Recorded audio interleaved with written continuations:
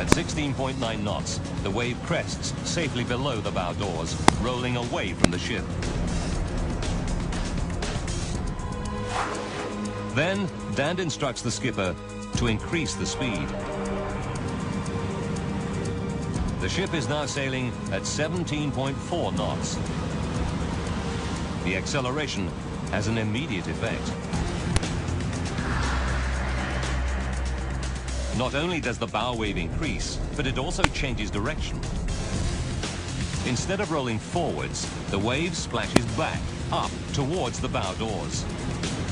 Compelling, but not conclusive. The wave is only 2.5 meters, still not big enough to flood the car deck. Dan believes the Herald was sailing faster when she left port. He ups the speed half a knot to 18 knots, the maximum permitted speed.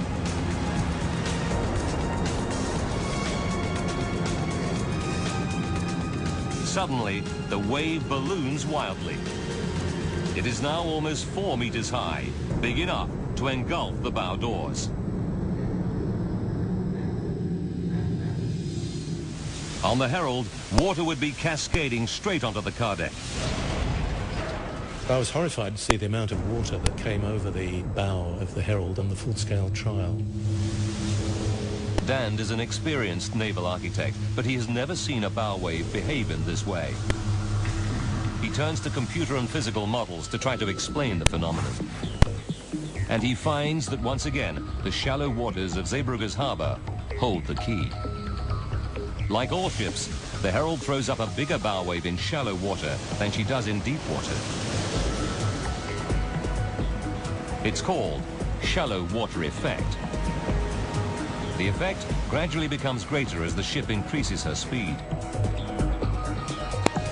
But the models confirm that when the Herald reaches 18 knots, it triggers a step change.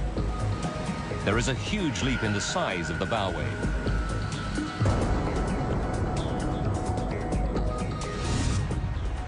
Just half a knot of extra speed, combined with Zeebrugge's shallow harbor, makes the critical difference. Of course, one of the big tragedies of the Herald is had it not been in that comparatively shallow water coming out of Zeebrugge, it might have got away with having the bow doors open for quite a long period of time, and people might have spotted that they were open and closed them. Instead, the bow wave of almost 4 meters surges straight through the open doors.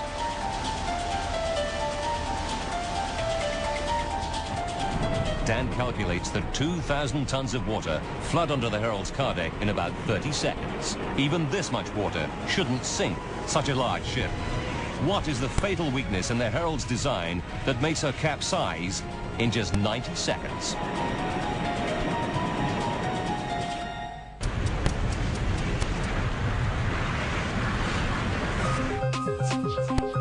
That's because traditionally, ships are divided into watertight compartments below the waterline. But the Herald's design is different. She has a huge open car deck with no dividing walls, so vehicles can easily drive on and off. It allows quick turnarounds at port in what is a highly competitive market. But the Herald's greatest commercial strength ends up being her downfall.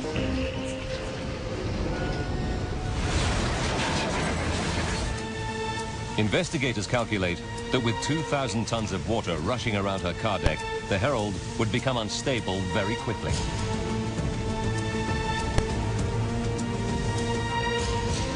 As the Herald sails, she naturally rocks from side to side. The water surges to the lowest point, making the ship tilt.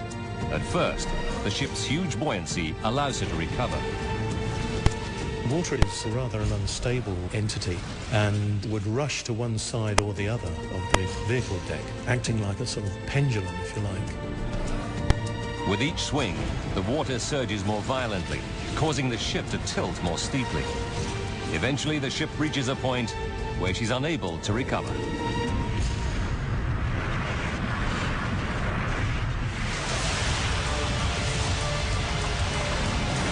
And Dan and his team, it's the final crucial piece of evidence. Now they can piece together the precise chain of events that left the passengers and crew of the Herald of Free Enterprise seconds from disaster. 4 minutes to disaster.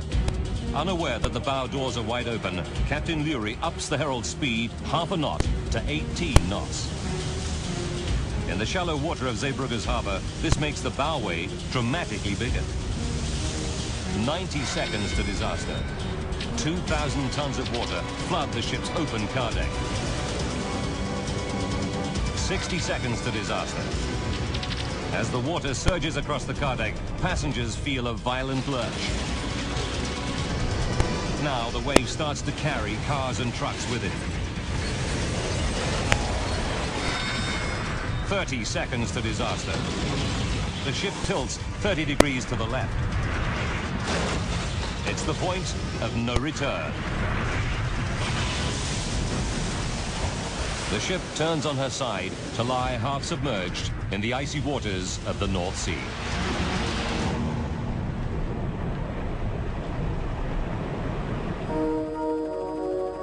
Seven weeks after the tragedy, salvage tugs tow the Herald to port. The final death toll is 193, including 38 crew members.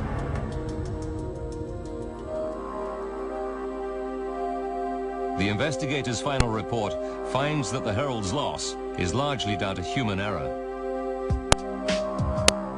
Captain David Lurie is suspended for a year. First Officer Leslie Sable for 2 years.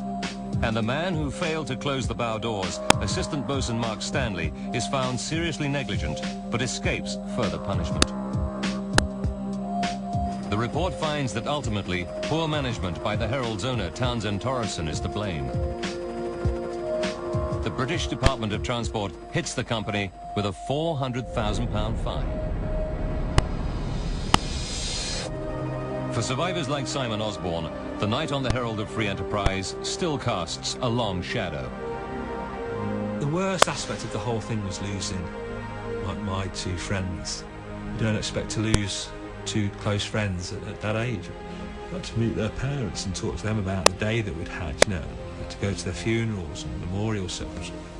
They were just emotionally draining experiences for an 18, 19-year-old guy.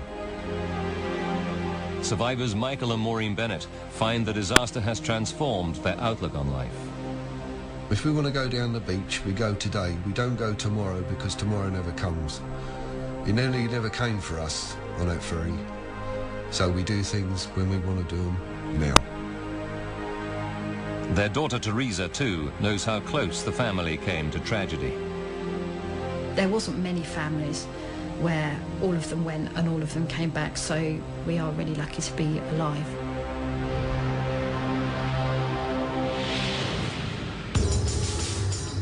The disaster led to a major rethink of safety measures on British car ferries. Closed-circuit TV cameras now allow captains to see the bow doors from the bridge. And indicators also tell them when the doors are closed. Shipping companies must modify their vessels to improve stability with features such as dividing bulkheads. It means that if a ship takes on water, it must be able to survive for at least 30 minutes without capsizing.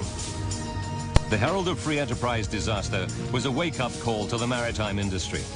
The safety regulations it prompted have set a new high standard for the world to follow.